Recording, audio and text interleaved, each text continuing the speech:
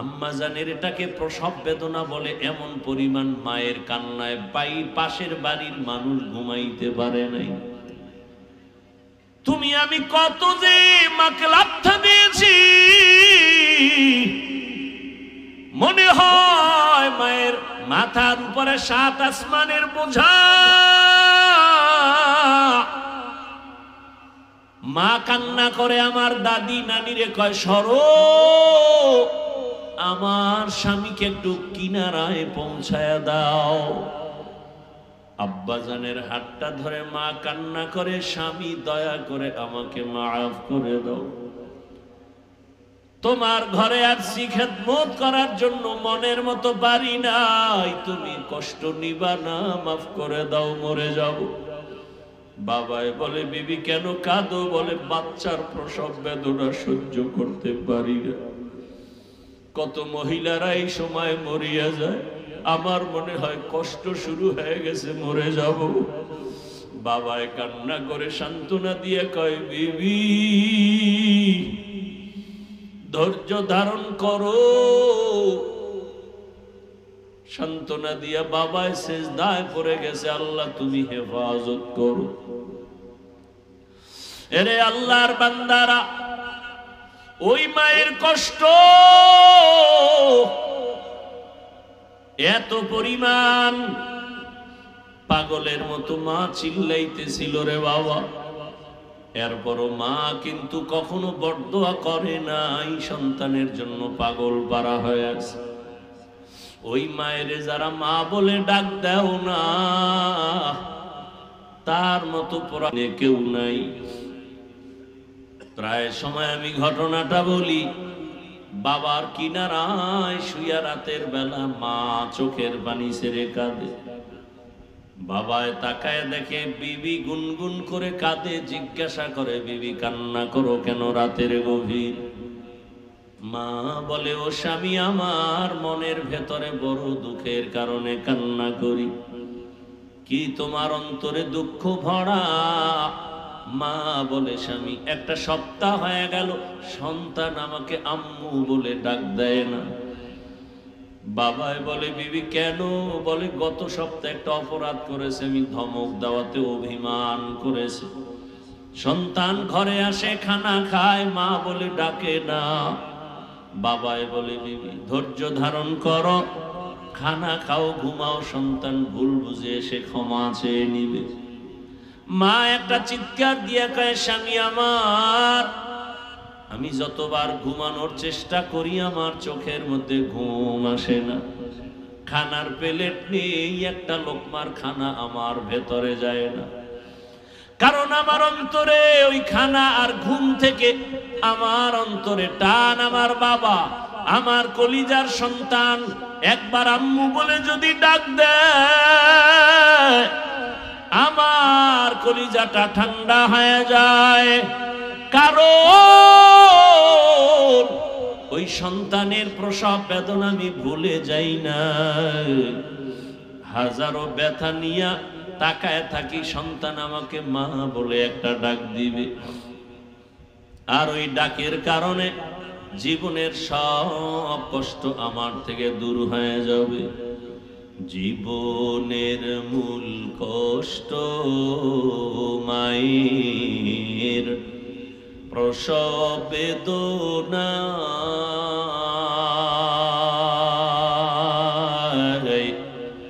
7 আসমান 7 জামিন তখন মায়েরই মাথায়। আমার সুন্দর মুখ দেখে মায়ের, আমার সুন্দর মুখ দেখে মায়ের, ব্যথা যায় দে হাসাইয়া। ও আমার প্রাণের মা, মা গো মা, কোথায় গেলে মোরে ছাড়িয়া? জনম দুঃখী ইয়াতীম আমি, চায় না কেহ ফিরিয়া। আমি যখন ছিলাম আমার মায়েরই উদরে, চলাফেরা করলেন যে মায় কত কষ্ট করে। এমন মাকে কেমনে আজি, এমন মাকে কেমনে আজি যাব আমি ভুলিয়া। ও টাকা পয়সা বাড়ি গাড়ি তেমন নাই, কিন্তু আপনি সুস্থ, আপনার মতো দামি আর কেউ সুখী কেউ নাই। আল্লাহ এই সুস্থতাকে আমাদের জন্য দায়েমান কবুল করেন। হাজারো লাখো মানুষের ভেতর থেকে বাছাই করে আল্লাহ আমাদেরকে এখানে হাজির হওয়ার তৌফিক দান করেছেন। পুনরায় শুকর আদায় করি আলহামদুলিল্লাহ। দরুদ ও সালাম সৈয়দুল মুরসালিন রহমতুল লিল আলামিন শফিউল মুজনিবিন খাতামুন নবিয়্যিন সৈয়দুস সাকালাইন ইমামুল মুরসালিন শফিউ আযম রাসূল আকরাম রহমত আলম নবিয়ুল আরব আল আজম হাবিব কিবরিয়া আশরফুল আম্বিয়া সৈয়দুল আম্বিয়া হযরত মুহাম্মদুর রাসূলুল্লাহ। নবীর নামে দরুদ পড়লে সওয়াব নাই। চুপ করে থাকলেন কেন? সবাই পড়েন একবার। আপনারা মুসলমান এতগুলো এক জায়গায় থাকলে আওয়াজ দিলে তো নদীর ওপার যাওয়ার কথা। নবীর উপরে দরুদ যত পড়বেন লাভ না ক্ষতি? লাভ। আখেরাতে তো লাভ আছেই, দুনিয়াতেও অনেক লাভ, নগদ লাভ, বাকি না। আপনি ব্যবসার ঝামেলা, সংসারের ঝামেলা, চাকরির ঝামেলা সব সমাধানের এক তাবিজ দরুদের আমল। কমপক্ষে প্রতিদিন 300 বার দরুদ পড়তে পারলে জীবনের সমস্ত বন্ধ দরওয়াজার তালাগুলো খুলে যাবে। চোখের সামনে দেখবেন সব। কি এর তাবিজের জন্য ঘুরেন? সব তাবিজ দরুদের মধ্যে লাগানো। পড়েন না, বিশ্বাসও নাই, পড়বেন কি? বিশ্বাস নাই বিদায় ফলাফল নেই। আল্লাহ আমাদের বেশি বেশি দরুদের আমল করার তৌফিক দান করেন। উলামায়ে হযরত দীর্ঘ সময় কোরআন সুন্নাহ ভিত্তিক দিক নির্দেশনামূলক আলোচনা রেখেছেন। আপনারা ধৈর্যের সাথে আলোচনা শুনছেন। আমার কলিজার টুকরা উস্তাজ মুহতারাম, যিনি এতক্ষণ স্টেজে ছিলেন সভাপতির আসনে, আমার উস্তাজ, আল্লাহ পাক আমার উস্তাদের হায়াতে ইজ্জতে ইলমে আমলে বেশি বেশি বারাকা দান করেন। আল্লাহ মাদ্রাসা কবুল করেন, এলাকাবাসীকে কবুল করেন, যারা সার্বিক সহযোগিতা করেন আল্লাহ সবাইকে কবুল করেন। জান্নাত তো পাইতে চাই সবাই, পাওয়ার তো একটা লাইন ধরতে হবে। আপনি আলেম হতে পারলেন না, অন্তত আলেমকে মোহাব্বত করেন, এটাও একটা লাইন। শুধু মুখে মুখে না, বাস্তবেও করতে হবে। আলেম তৈরি হয় মাদ্রাসায়, সে মাদ্রাসাকে মোহাব্বত করেন। কি আমি আলেম হওয়ার পেছনে যারা আমাকে সহযোগিতা করেছিলেন ছাত্র জীবনে, তারা আজকে গর্বিত। দেখা হলে বুকে জড়ায় নেয়, চোখের পানি ছাড়ে। বাস্তব যেগুলো বলছে, বাকির ওয়াজ না, সব নগদ ওয়াজ। আমরা যারা আখেরাতের লাইনে চলতেছি, এই ফ্যানটা একটু সাইডে দেন, একটু সাইড না, হালকা সাইড। পোকায় আর জ্বালায় এত স্টেজে এতগুলো বাতির দরকার আছে, ওই খুঁটির থেকে হ্যালোজেনটা ভেতরে দিলেই তো। এত ডিস্টার্ব হলে কি বয়ান করা যাবে?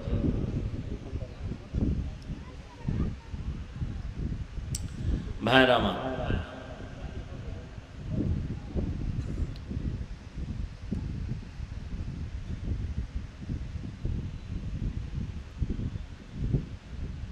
তো চোখের সামনে আপনারা দেখতেছেন যারা আমরা দ্বীনের উপরে চলি, কোরআন হাদিসের লাইনে, রসুলের আদর্শ, আপনারা চোখের সামনে দেখতেছেন আমরা কি অসম্মানে আছি?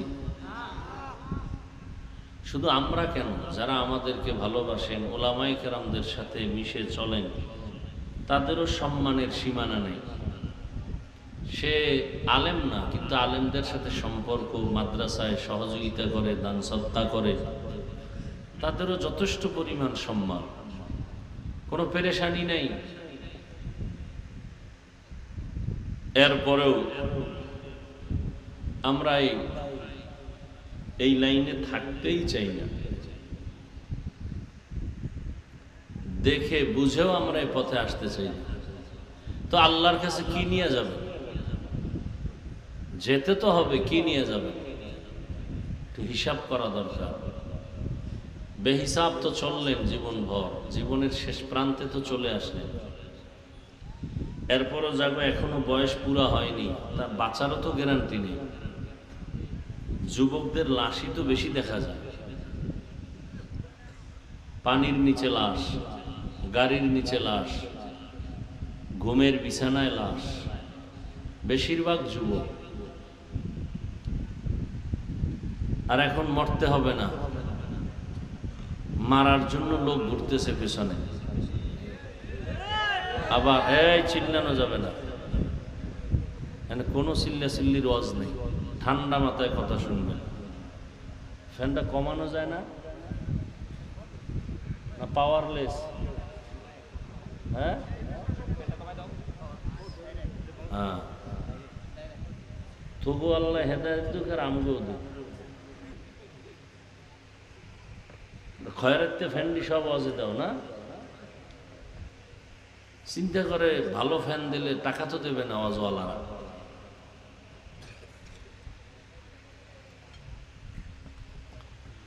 আল্লাহ, কি কথা বলতেছিলাম? হ্যাঁ, মরা লাগবে না, মারার জন্য লোক ঘুরে। আবার শত্রু না, কিন্তু আপনাকে মারার জন্য আপনার দলের লোকই যথেষ্ট। আবার আপনার দলের মধ্যে সবাই মারবে না, যারা আপনি বেশি কাছে রাখেন সেই মারবে। কোন দিন মারবে? যেদিন ভাগে কম পড়ে যাবে, ভাগে কম পড়ে যাবে। এগুলোই তো হচ্ছে আমাদের সোনার বাংলায়। নোংরামি তো অহরহ চলতেছে। আপনাকে মারার জন্য শত্রু ভাড়া করার দরকার নাই, আপনার বন্ধুই আপনাকে মারার জন্য যথেষ্ট। আল্লাহ হেদায়েত দান করেন। কোরআনে হাকিমের এক আয়াত, রসুলের একটি হাদিস পড়েছি। সহি নিয়তে, সহি তরিকায়, সহি কিছু কথা আয়াত ও হাদিসের আলোকে আমাকে বলার মতো, আপনাদেরকে শুনবার মতো আল্লাহ তৌফিক দান করেন। ওয়ামা খালাকতুল জিন্না ওয়াল ইনসা ইল্লা লিয়াবুদুন। আল্লাহ বলেন, আমি জিন ও ইনসানকে সৃষ্টি করি নাই, হ্যাঁ করেছি আমার ইবাদতের জন্য। নবীজি বলেন, লা তাআতা লি মাখলুকিন ফি মাসিয়াতিল খালিক। আল্লাহকে অসন্তুষ্ট করে পৃথিবীর ভিন্ন কারো হুকুম মানা হারাম। আয়াত ও হাদিসের তরজমা শেষ। এবার কিছু ব্যাখ্যা শুনেন। হাদিসের উপরে কিছু কথা বলি, এরপরে আপনাদের ধৈর্য হলে, আল্লাহ তৌফিক দিলে আয়াতের উপরে কিছু কথা। কারণ বয়ান আমি করলেই হবে না, আপনাদেরও শোনার আগ্রহ থাকতে হবে। আমি বয়ান করব, আপনাদের নিতে হবে, নেওয়ার আগ্রহ থাকবে না, আমি বয়ানও করব না, করলেও লাভ হবে না।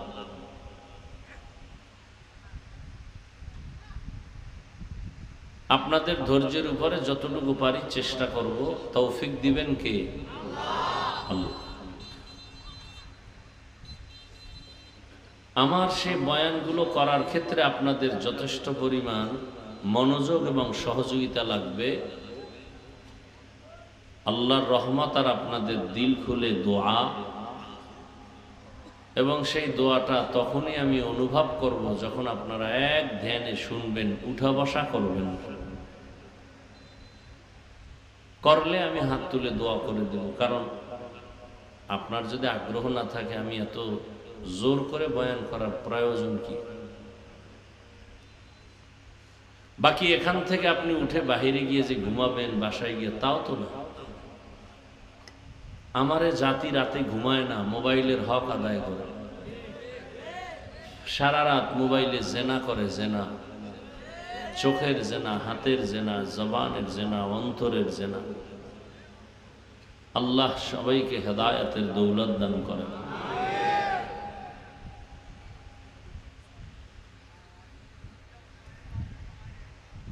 আল্লাহ রসুল বললেন, আল্লাহকে অসন্তুষ্ট করে পৃথিবীর কারো হুকুম মানা যাবে।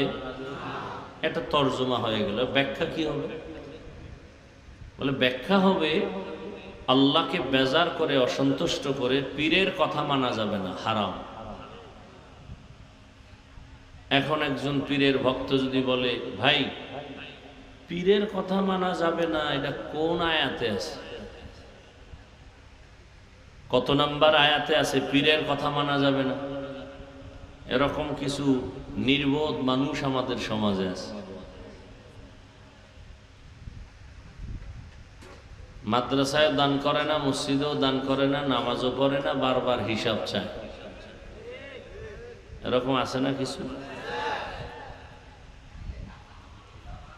আল্লাহকে অসন্তুষ্ট করে মা বাবার কথা মানা যাবে না, হারাম। নেতার কথা মানা যাবে না, নেত্রীর কথা মানা যাবে না, শিক্ষকের কথা মানা যাবে না।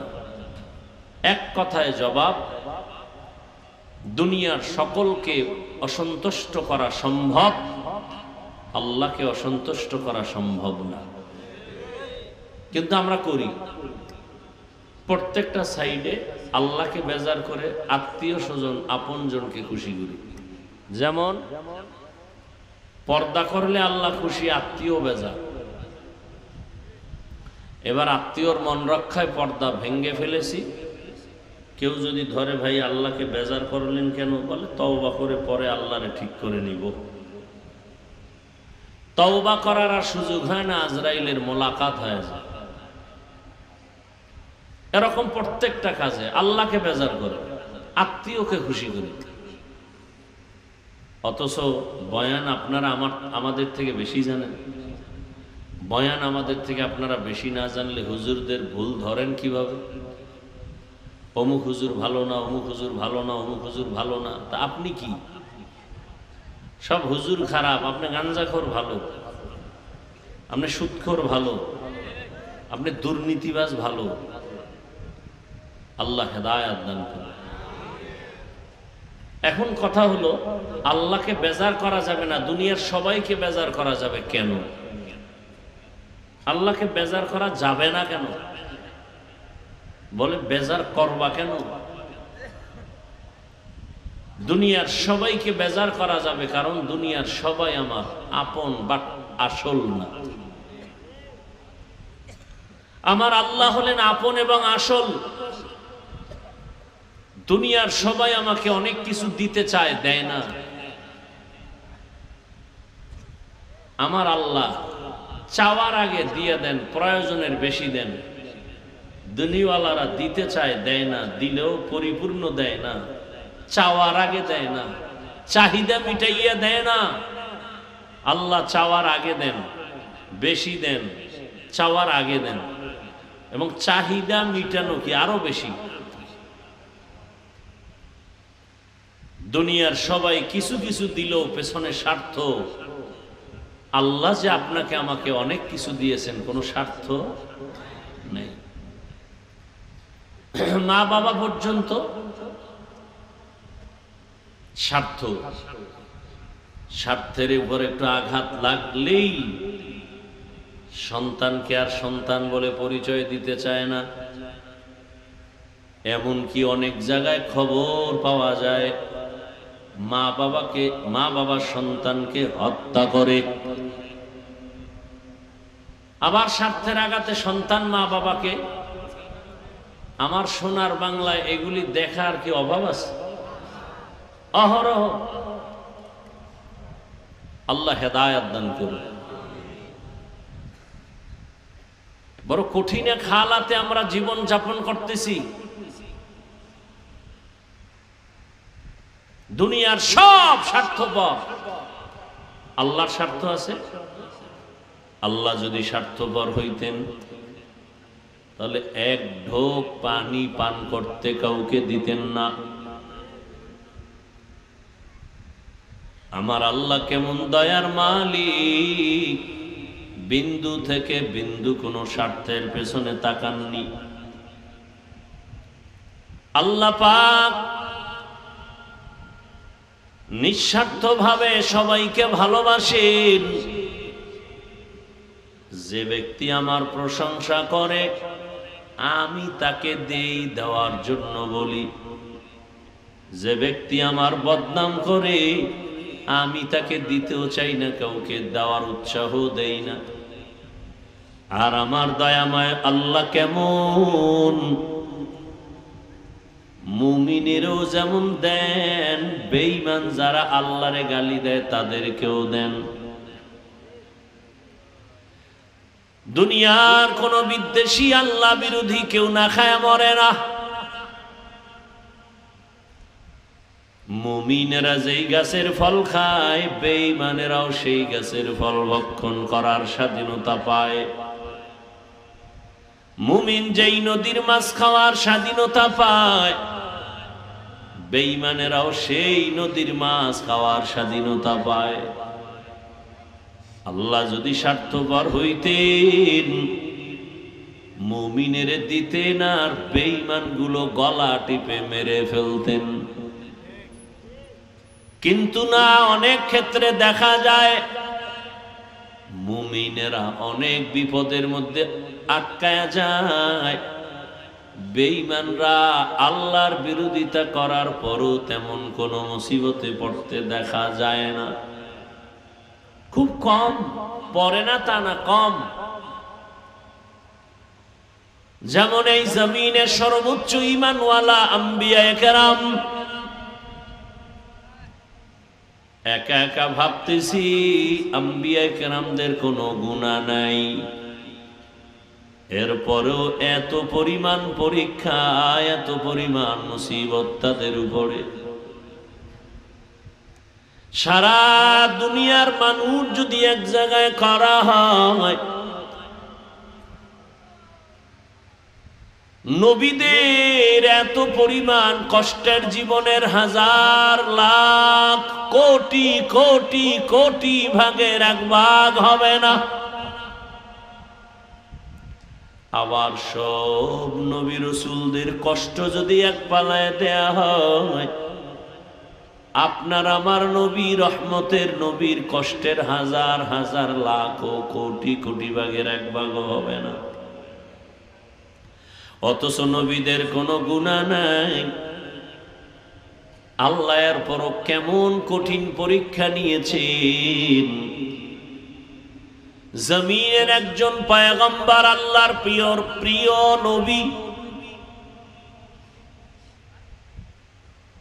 পয়গম্বর নূহ আলা নবীনা ওয়া আলাইহিস সালাতু ওয়াস সালাম, জমিনের মধ্যে এক মহা প্রলয়ঙ্কারী ঝড়, গোটা দুনিয়াটা ধ্বংসের দ্বার প্রান্তে যখন নূহ পয়গম্বর কিস্তির মধ্যে উঠবেন, সন্তানকে বারবার দাওয়াত দিছে, সন্তান কালেমা পড়ে না। আল্লাহ পাকের অর্ডার হয়ে গেছে, এই সন্তানকে তোমার পরিচয় দেয়া যাবে না। বাবার মনে মানায় না, কিন্তু আমার মালিকের পরীক্ষা ফেল করারও কোনো সুযোগ নাই। এইভাবে এক এক পরীক্ষার হালাত জামানার নবী ইব্রাহিম, আল্লাহ তার অর্ডার করলেন ছুরি হাতে নাও, কলিজার সন্তান 80 বছর বয়সের পরে পেয়েছেন, নাম রেখেছেন ইসমাইল। কেমন আল্লাহর পরীক্ষা! বুড়া বয়সের সন্তানের প্রতি কি পরিমাণ মায়া আর মহব্বত! তাও আগের সন্তান নাই, জীবনের শেষ, এমন মায়া লাগানো সন্তান। তাও আমার আল্লাহর থেকে দোয়া করে করে নিয়েছেন, রব্বি হাবলি মিনাস সালিহিন, ফাবাশশারনাহু বিগুলামিন হালিম। আল্লাহর কাছে বলেছেন, হে আল্লাহ, তুমি একটা নেককার সন্তান আমাকে দাও। আল্লাহ একটা নেককার সন্তান দিলেন। এত মায়ার মধ্যে পরীক্ষা শুরু হয়ে গেল। সন্তানের মোহাব্বত আমি আল্লাহর মায়ার সামনে যেন বাধা না হয়। গোটা দুনিয়ার মুমিনদেরও বলে দিলেন, ইয়া আইয়ুহাল্লাযীনা আমানু লা তুলহিকুম আমওয়ালুকুম ওয়া আওলাদুকুম আন যিকরিল্লাহ।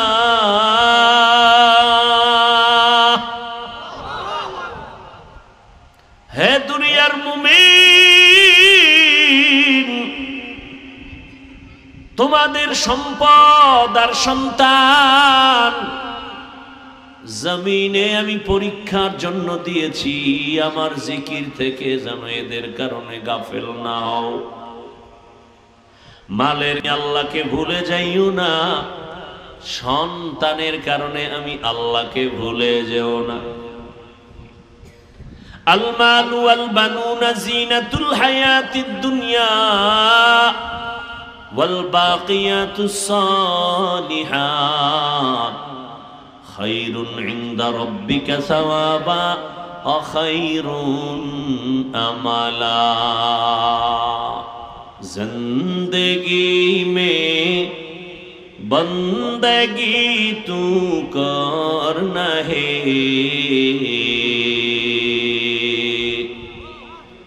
जिंदगी में बंदगी तू करना है, जिंदगी बे बंदगी शर्मिंदा है, जिंदगी बे बंदगी शर्मिंदा है। दुनिया में हो दुनिया का ताल्लुबगार ना हो, बाजार से गुजर हो खरीदार ना हो। ये दुनिया एक मसले का गुज़फूल है, ये दुनिया एक मसले का गुज़फूल है, जिंदगी में बंदगी तू करना है, जिंदगी में बंदगी तू करना है, जिंदगी बे बंदगी शर्मिंदा है, जिंदगी बे बंदगी शर्मिंदा है, जिंदगी में बंदगी कौन बंदगी बंदगी बे जिंदगी शर्मिंदगी ঘুম আসতেছে না বাঙালি রাইতে ঘুমায় না সারা রাত মোবাইলে সময় কাটায় দিনে ঘুমায় যে ঘুমটা শরীরের জন্য ক্ষতির কারণ রাতের ঘুম শরীরের ঔষধ রাতে 1 ঘন্টা ঘুমাও দিনে 10 ঘন্টা ঘুমাইও সে বরকত হবে না আর সেই রাতের ঘুমটা যদি নষ্ট করো গুনাহ করার দ্বারা আর এই গুনাহ করা অবস্থায় যদি আজরাইল এসে হাজির হয় কি জবাব দিবি রে মুমিন একটু চিন্তা করো চিন্তা করার মতো মেধা আল্লাহ পশুকে দেন নাই মানুষকে দান করেছেন আমার আল্লাহকে বেজার করা যাবে না কেন কারণ আমার আল্লাহর মতো দয়াময় কেউ নাই আল্লাহর মতো নিঃস্বার্থ কেউ নাই আল্লাহ তাআলা এতটা কঠিন পরীক্ষা করেছেন এরপরও ঈমানওয়ালারা একটু বিচলিত হন নাই দুনিয়াতে মুমিনকে পরীক্ষা করবেন আল্লাহ তাআলা দয়ার চাদর বিছায় রাখছেন আল্লাহ চান না তার মোহাব্বতের কোন বান্দা বান্দি জাহান্নামে যাবে আল্লাহ বলেন আমাকে খুশি কর এই নামাজ পড়ি বয়ান করি রোজা রাখি তেলাওয়াত করি সব আমলের একটাই টার্গেট আমার আল্লাহরে খুশি করে চলো তোমার সারা জীবনের নামাজ দিয়া জান্নাত পাইবা না যদি আল্লাহ খুশি না হয় সারা জীবনের রোজা রেখে জান্নাত পাওয়া যাবে না যদি আমার আল্লাহ খুশি না হন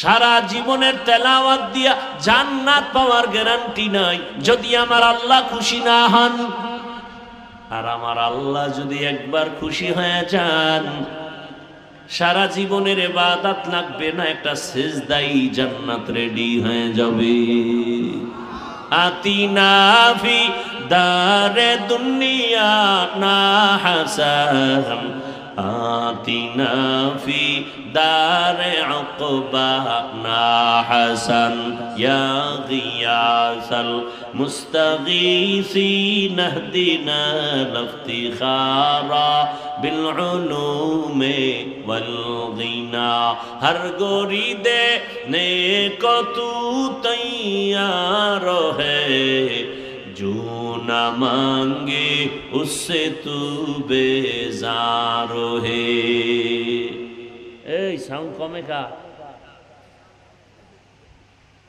ভাইরা আমার আর কিছুক্ষণ শোনার ধৈর্য আছে তো আল্লাহ কবুল করে তাহলে সব আমলের মূল টার্গেট কি আল্লাহকে খুশি করা আল্লাহকে যেমন একটা ছোট ঘটনা জমিনের মধ্যে একজন আল্লাহর বান্দি বড় পাপী এমন কোন পাপ করে নাই যেটা বাপ পাপের সাগরে হাবুডুবু খায় নারী না পুরুষ এলাকার সবাই জানে জমিনের মধ্যে এই নারী একটা আতঙ্ক একটা চরিত্রহীনা জাহান্নামী এত বড় ভ্রষ্টা সবাই তার থেকে সতর্ক থাকে তার নজরও যদি লাইগা যায় পেট ব্যথা শুরু হয়ে যাবে নজরের ভিতরেও ঝামেলা আছে না নাই আছে না তুমি বয়া বয়া মুড়ি বানায় খাইতেছো না মজা করে বাদাম চাবাও আর একজনের পেটে 3 দিনের ক্ষুধা ও পারে না তোরে কামড় দিয়ে খেয়ে ফেলবে এমন নজর লাগাইছে খাওয়ার পরে ডায়রিয়া শুরু নজর বড় খারাপ। এজন্য লোকালয়ে খাওয়া নিষেধ, কেউ খাবে কেউ খাবে না, তা স্লোগান দেয় ঠিক, কিন্তু একা একা খায়, কেউ দেয় না। গাভীর দুধ 20 কেজি, একটা গাভীর থেকে দুধ আসে। এক চোরাই দেখে এমন বদনজর লাগায়, কপালে হাত দিয়ে কয় এত পরিমাণ দুধ। এক সপ্তাহ পর তাকায় দেখে আধা কেজি নামাইতে ঘাম ঝরে যায়। নারিকেল গাছে বিশাল নারিকেলের অভাব নাই, দেখে কয় এত পরিমাণ নারিকেল, নজর লেগে গেছে, আর নারিকেল নাই। এই রকম বদনজর আছে না নাই? তাজা মানুষটারে চূড়ান্ত অসুস্থ বানায় একটা নজর। ফুটফুটে এক সুন্দর বাচ্চা বদনজর লাগাইছে, কোনো ডাক্তারের রোগে ধরে না, দৌড়ায় হুজুর একটু পানি ভরা দেন, বদনজর লাগছে। আপনাদের 2500 এলাকায় বিভিন্ন ক্ষেতের মধ্যে দেখবেন জুতা টানায়, টানায়নি কেন? জুতা হইলে একটা বরকতি জিনিস, নমরুদ্দের গালে লাগছে না, এটা টানাইলি ফসল বেশি হবে না? বদনজর বড় খারাপ।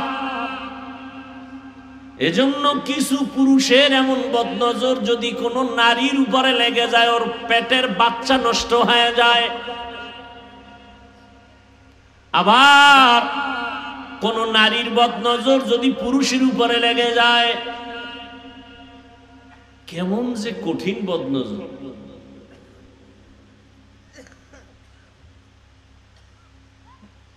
আধা কাপ দুধ বক্তারে দিছে খাও। দুধ তো ভালো জিনিস, গাভীর দুধ অনেক পিওর, ভিটামিন বেশি। খাইয়া স্টেজে আসছে, বয়ান শুরু করছে, হঠাৎ করে বমি, দুধ বের হয়ে গেল, রক্ত আসলো, কণ্ঠ সেদিন থেকে শেষ, মৃত্যু পর্যন্ত আর কণ্ঠ ভালো হয়নি। এবার বুঝেন বদনজর কত খারাপ জিনিস।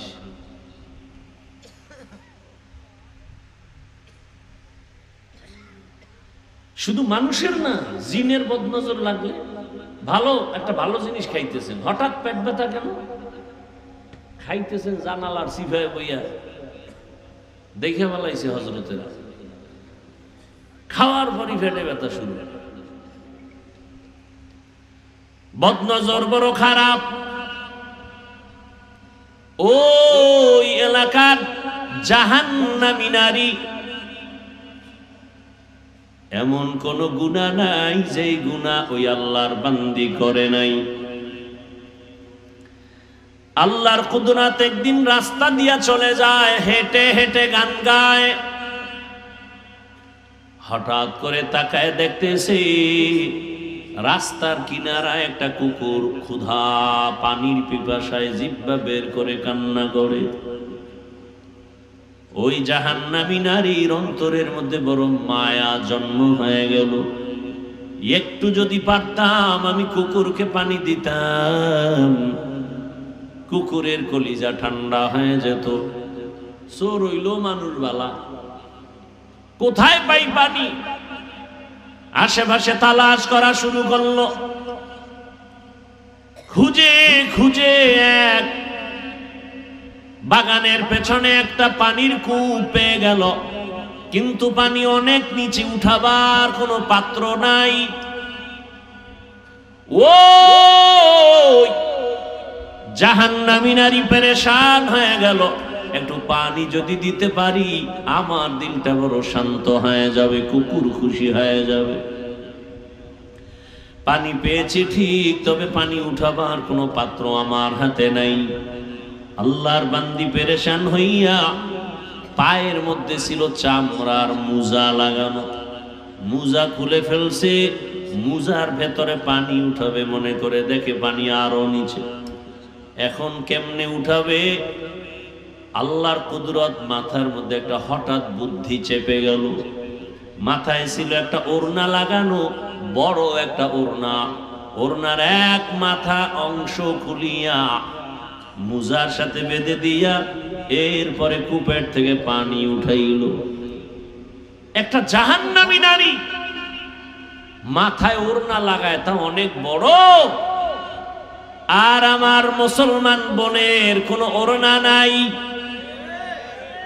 যাও আছে এত ছোট খাটো যে মাফলার মতো গলায় ফ্যাশন হিসাবে রাখে, ওড়না পরার কোনো প্রয়োজন মনে করে না। মনে হয় জানো তারা খুশি হইতো যদি দেশটা বেশ্যার আড্ডাখানা বানানো যাইত।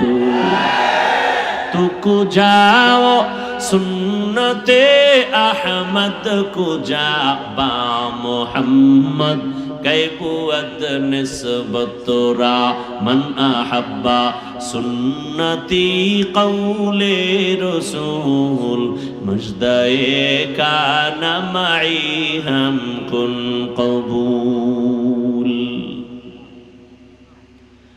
আল্লাহর বান্দির ওড়নার একটা অংশ খুলিয়া চামড়ার মুজার সাথে বেঁধে পানি উঠাইয়া দ্রুত গতিতে গিয়া ওই পানি কুকুরকে পান করায় দিল। রহমতের নবী সাহাবায়ে কেরামদের শোনাচ্ছেন হাদিসের ঘটনা। রহমতের নবী বলেন, ও সাহাবা, ওই জাহান্নামী নারী একটু পানি কুকুরকে পান করানো মাত্র গায়েবী এক আওয়াজ,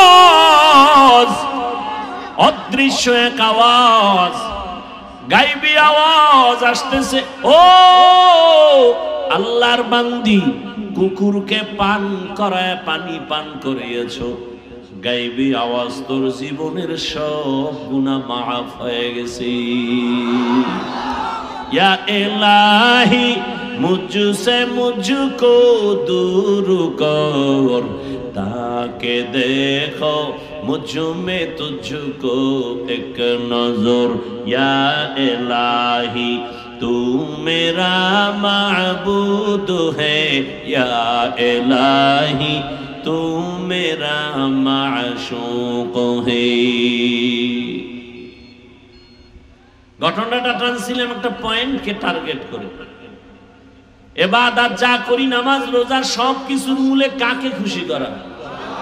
ইন্না সালাতি ওয়া নুসুকি ওয়া মাহইয়ায়া ওয়া মামাতি লিল্লাহ ওয়া মামাতি লিল্লাহি রাব্বিল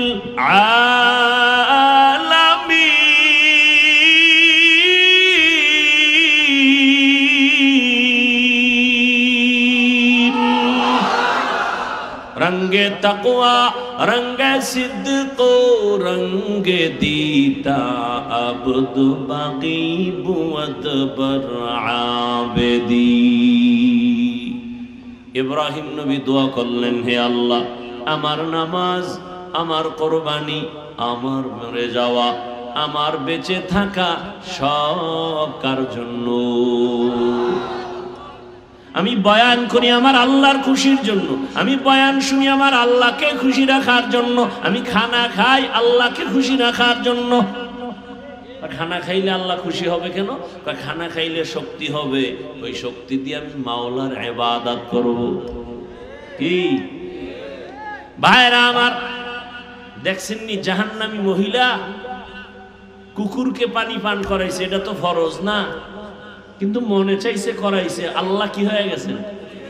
এক খুশি, এক কামে এক খুশি, জান্নাত রেডি। আতিনা ফি দারে দুনিয়া না হাসান, আতিনা ফি দারে উকবা না হাসান, ইয়া গিয়াসাল মুস্তাগীসিন ইহদিনা লিফতিখারা বিলউলুমে ওয়াল গিনা। আল্লাহকে বেজার করা যাবে না কেন? আল্লাহর মতো দয়াময় কেউ, কেমন দয়ার আমার মালিক, আমি দুনিয়াতে আসছি, কেউ আমাকে আনার জন্য দোয়া করে নাই। আল্লাহ বলেন তাকায় দেখ, দুনিয়ার মানুষ ফ্যাক্টরি বানাইছে, তৈলের ফ্যাক্টরি, রডের ফ্যাক্টরি, সিমেন্টের ফ্যাক্টরি, কিন্তু তাকায় দেখছো নি সিমেন্টের ফ্যাক্টরি থেকে কখনো তেল আসেনি, তেলের ফ্যাক্টরি থেকে লবণ আসে না। আর আমি আল্লাহ কেমন দয়ার মালিক, এক ফ্যাক্টরি তোর মাকে বানাইয়া তোর মায়ের থেকে 10টা সন্তান আমি বের করেছি। তাকায় দেখ, কারো চেহারার সাথে কারো চেহারার মিল নাই, কারো কণ্ঠের আওয়াজের সাথে কারো কণ্ঠের আওয়াজের মিল নাই। আবার একই মায়ের সন্তান, কারো চোখে সমস্যা, কারো পায়ে সমস্যা, কারো জবানে আওয়াজ নাই। আমি আল্লাহ কেমন দয়ার মালিক, ভালো করে নজর করে দেখ। সন্তান গর্ভে আসছে, মাও জানে বাবাও জানে, তারপরও কোনোদিন তার সন্তান আসবে বলিয়া খানারও আয়োজন করে নাই। আল্লাহকে বলে নাই, হে মালিক তুমি যে সন্তান আমাদের দান করেছো, তুমি খানার ব্যবস্থাও করে দিও, তাও বলে নাই। আল্লাহ কয়, আমি আল্লাহ নিজে দয়া করে খানার আয়োজন করেছি। তোর বাবা মা বলে নাই, আমি তোর জন্য খানার আয়োজন করেছি। এমন পিওর খানা দেখ, সন্তান দুনিয়াতে আসার পর আমি আল্লাহ এমন খানার ব্যবস্থা করেছি, তুই দুধ পান করবি 2 বছর পর্যন্ত। দুনিয়ার মানুষ ফ্লাক্স বানায়, গরম পানি, গরম চা, গরম দুধ রাখে, 24টা ঘন্টার বেশি গ্যারান্টি দেয় না। আম্মা জান বাচ্চাকে সুজি খাওয়ায় দেখছেন? সুজিটা পাকান লাগে না? লাগে না? লাগে। দুধ লাগে, পানি লাগে, চিনি লাগে। আগুন দিয়া সুজি পাকাইয়া এরপরে আবার ফ্যানের বাতাস দিয়া ঠান্ডা করে, এরপরে 2 থেকে 3-4 চামচ বাচ্চাকে দিয়া সুজি আবার ঢেকে রাখে। 2-3 ঘন্টা হয়ে গেলে আর খাওয়ায় না। কেন? বলে সুজি এখন নষ্টের দিকে, বাচ্চাকে দিল ওর পেট নষ্ট হয়ে যাবে। আমি আল্লাহ এমন দুধ তোর জন্য রাখছি, চিনিও লাগে না, লবণও লাগে না, আগুনও লাগে না, পানিও লাগে না। আবার দেখ এমন খানা তোর মায়ের স্তনে রেখেছি রে বাবা, যেই দুধটা বেশি ঠান্ডাও না গরমও না। যদি একটু বেশি ঠান্ডা হয় তোর গলা নষ্ট হবে, আটকায় যাবে। একটু যদি গরম বেশি দেই তোর পাতলা চামড়া পুড়ে যাবে। বেশি চিনি দিলেও তোর ক্ষতি হবে, লবণাক্ত হলেও ক্ষতি হবে। দুনিয়াতে আসার পর এমন কোন খানা নাই দুনিয়ার যে তোর মা বাবা তোরে দিলে তুই খেতে পারবি। আমি আল্লাহ এমন খানার আয়োজন করেছি, 2 বছর পর্যন্ত মায়ের দুধ পান করবি, একটা সেকেন্ডের জন্য কখনো দুধ নষ্ট হবে না। তুই দুনিয়াতে আসছো বান্দা, তাকায় দেখ, তোর কান্না ছাড়া কোনো পুঁজি নাই।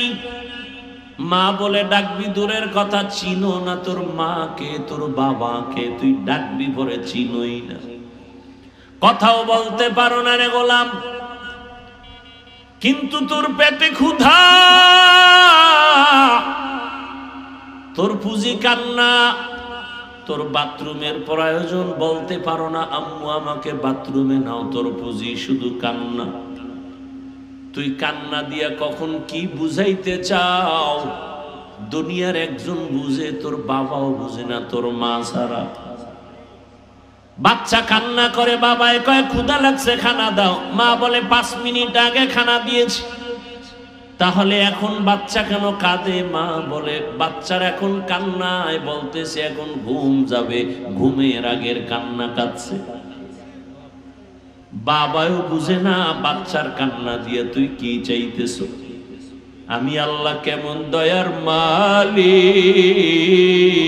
আমি আল্লাহকে চিনো না।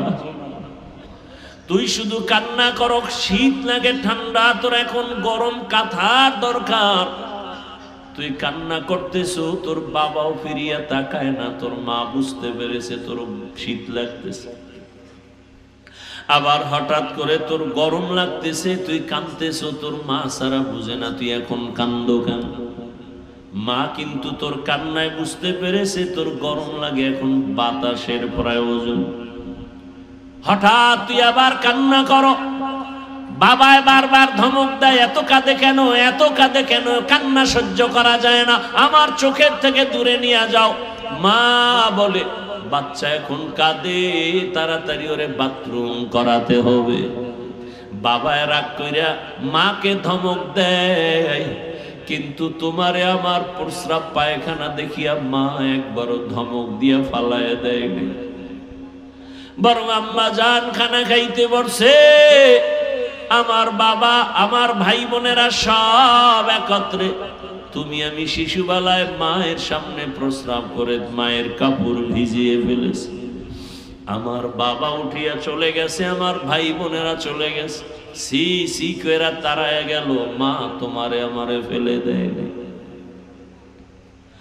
ওই মাকে ভুলিয়া গেছো রে যুবক,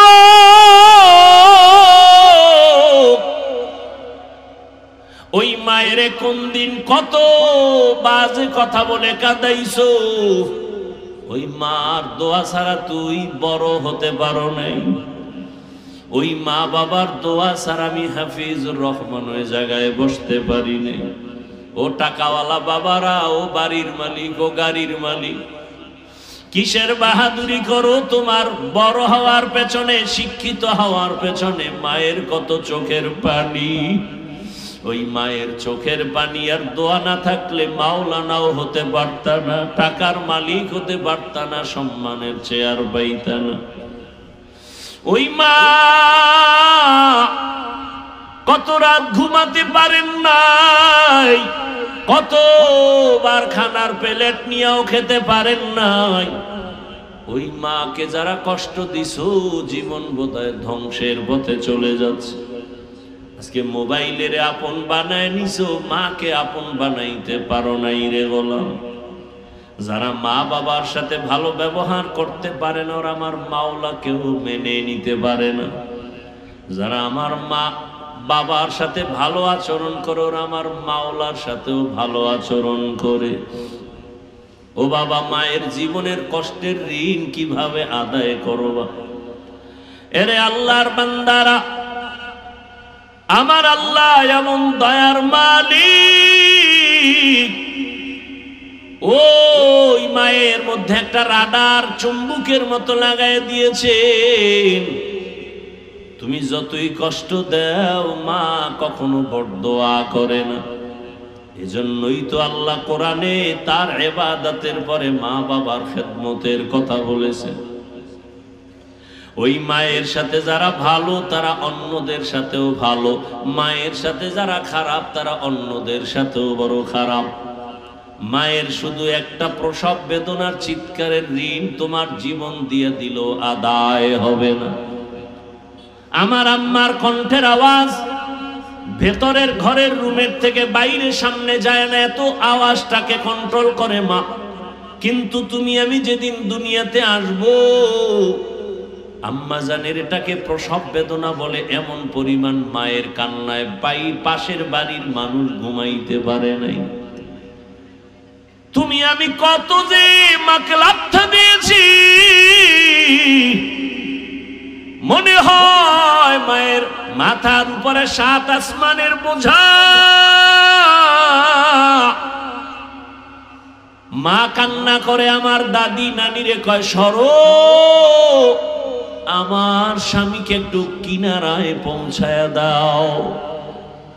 আব্বাজানের হাতটা ধরে মা কান্না করে, স্বামী দয়া করে আমাকে মাফ করে দাও, তোমার ঘরে আসছি খেদমত করার জন্য, মনের মতো পারি নাই, তুমি কষ্ট নিবা না, মাফ করে দাও, মরে যাব।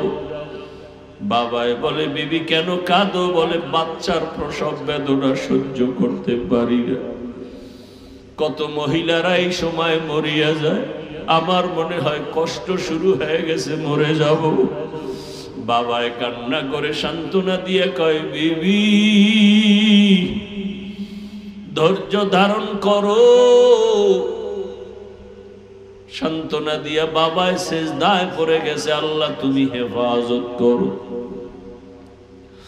এরে আল্লাহর বান্দারা, ওই মায়ের কষ্ট এত পরিমাণ, পাগলের মতো মা চিল্লাইতেছিল রে বাবা।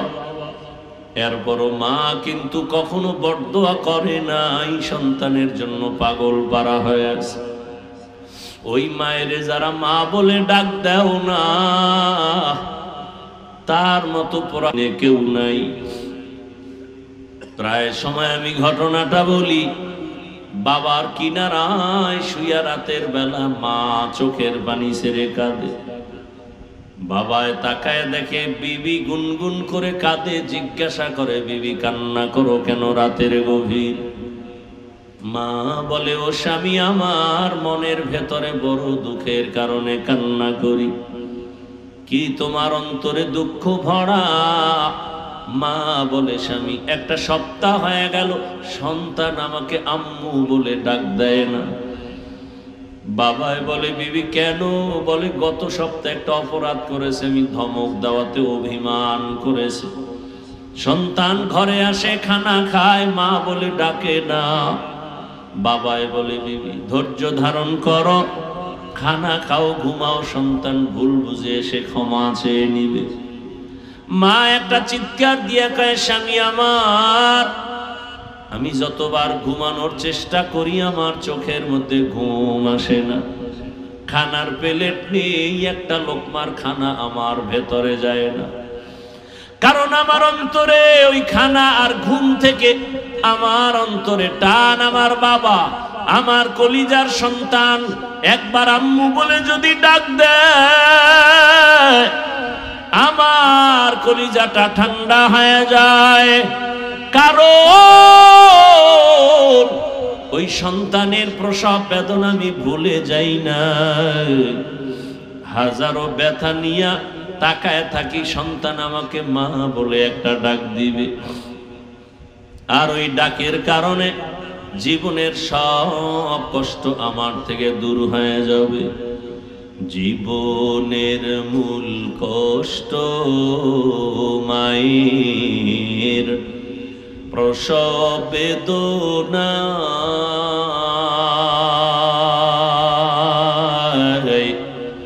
সাত আসমান সাত জামিন তখন মায়েরই মাথায়। আমার সুন্দর মুখ দেখে মায়ের, আমার সুন্দর মুখ দেখে মায়ের, ব্যথা যায় দে হাসাইয়া। ও আমার প্রাণের মা, মা গো মা, কোথায় গেলে মোরে ছাড়িয়া? জনম দুঃখী ইয়াতিম আমি, চাই না কেহ ফিরিয়া। আমি যখন ছিলাম আমার মায়েরই উদরে, চলাফেরা করলেন যে মায়, কত কষ্ট করে। এমন মাকে কেমনে আজি, এমন মাকে কেমনে আজি যাব আমি ভুলিয়া। ও আমার প্রাণের মা, মা গো মা, কোথায় গেলে মোরে ছাড়িয়া, জনম দুঃখী ইয়াতীম আমি, চাই না কেহ ফিরিয়া। মাগো আমি ইয়াতীম বলে সবাই দেয় তাড়াইয়া, দুঃখের সাথে দিন কাটাই মা, পেটে ক্ষুধা নিয়া। ঘুমের মাঝে মাকে দেখে, ঘুমের মাঝে মাকে দেখে, কেন্দে দেই বুক ভাসাইয়া। ও আমার প্রাণের মা, মা গো মা, কোথায় গেলে মোরে ছাড়িয়া, জনম দুঃখী ইয়াতীম আমি, চাই না কেহ ফিরিয়া। এই ময়দানে জানি না কে বাবা হারা ইয়াতীম, কে যেন মা হারা অসহায়। জীবনে আর বাবা বলে ডাক দিতে পারবা না, জীবনে আর মায়ের চেহারাটাও দেখবা না। মোনাজাতের পরে সবাই বাড়ি যাবা, অনেকের মা বাবা যারা বেঁচে আছে গিয়া দেখবা এখনো মা ঘুমায় নাই, অপেক্ষায় বসে আছি।